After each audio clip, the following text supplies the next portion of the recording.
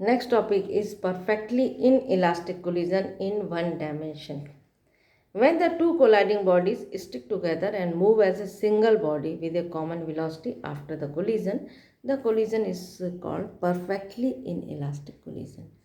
यदि यहाँ पे टू बॉडीज़ हैं, यहाँ पे फर्स्ट बॉडी u1 स्पीड से जा रही है, सेकेंड बॉडी को हम ये मान लेते हैं कि ये रेस्ट पर है, जिससे कि हमको कैलकुलेशन थोड़ा सा इजी हो जाएगा समझने में।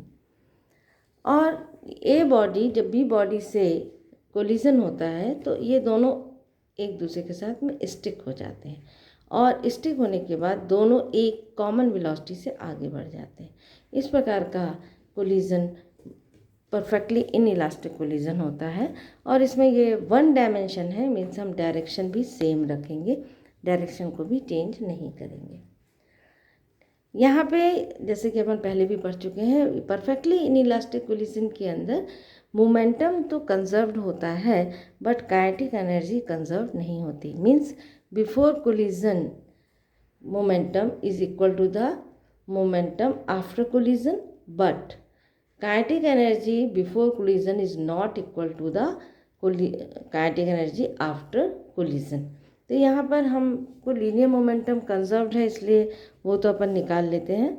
तो लीनियर मोमेंटम फर्स्ट बॉडी का हो जाएगा m1u1 एंड सेकेंड बॉडी का हो जाएगा m2 इंटू ज़ीरो। मीन्स यहाँ पे u2 is equal to zero, तो m2 इंटू यू2, तो m2 into zero zero. So before collision linear momentum हो जाएगा m1u1 is equal to after collision दोनों स्टिक हो गए हैं तो ये एक बॉडी की तरह काम कर रहे हैं, तो इसका टोटल मास हो जाएगा m1 प्लस m2, वेलोसिटी है v, ये जाएगा। अब यहाँ पे हम इससे हम v की वैल्यू निकाल सकते हैं m1u1 divided by m1 plus m2। अब ये एक फॉर्म हमारे पास इक्वेशन नंबर 1 आ गया। अब काइनेटिक एनर्जी बिफोर कोलिजन क्या होगी? फर्स्ट बॉडी की काइनेटिक एनर्जी हो जाएगी हाफ m1u1 स्क्वायर और सेकेंड बॉडी की जो काइनेटिक एनर्जी है वो हो जाएगी ज़ीरो, क्योंकि u2 is equal to zero. तो total kinetic energy before collision, जिसको हम इनिशियल काइनेटिक एनर्जी बोल सकते हैं, वो है half m1u1 square. After collision kinetic energy हो जाएगी हाफ, मास हो गया m1 प्लस m2, वेलोसिटी हो गई v, तो half m1 plus m2 v square. तो यहाँ पर हमको जैसे कि पता है कि जो काइनेटिक एनर्जी है उसका लॉस होता है, तो कब ज़्यादा रहती है? पहले kinetic energy, initial kinetic energy की वैल्यू हाई रहती है और आफ्टर कोलिजन इनकी काइनेटिक एनर्जी कम हो जाती है। तो हम kinetic energy initial minus kinetic energy final निकालते हैं, कितना लॉस होता है।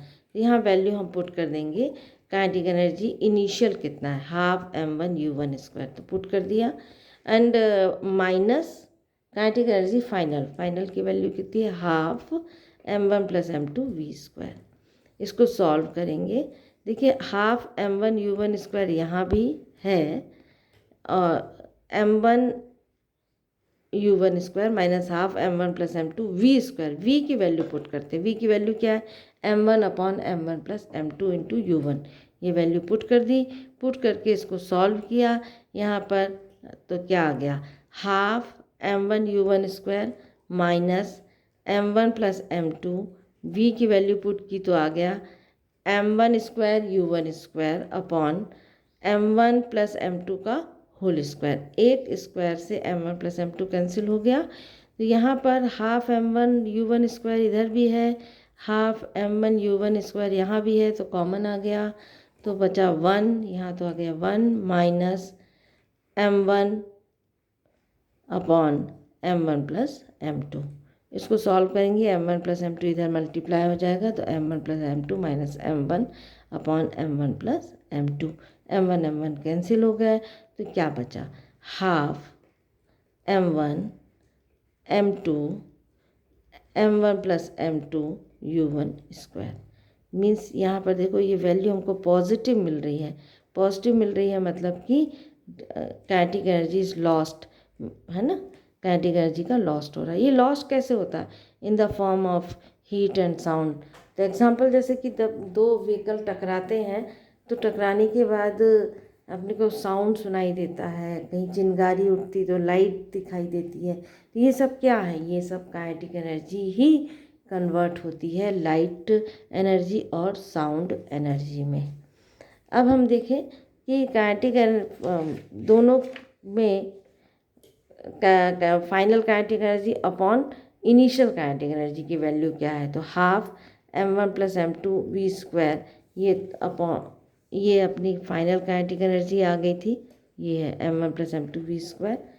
और इनिशियल काइनेटिक एनर्जी है हाफ m1u1²। तो डिवाइड कर दिया, डिवाइड करने के बाद ये वैल्यू में कटिंग हुआ और यहाँ आ गया m1/m1 + m2, means initial kinetic energy is greater than final kinetic energy. देखो m1 + m2 की वैल्यू यहाँ पे m1 + m2 is greater than m1 है ना, क्योंकि यहाँ m2 भी ऐड हो रहा है। तो ये वैल्यू कम हो गई, ये वैल्यू ज़्यादा हो गई, मीन्स फाइनल वेलोसिटी कम होगी, इनिशियल काइनेटिक एनर्जी ज़्यादा हो गई। तो final kinetic energy is less than initial kinetic energy. तो यहाँ पर हमको ये प्रूफ हो रहा है कि काइनेटिक एनर्जी का लॉस हो रहा है।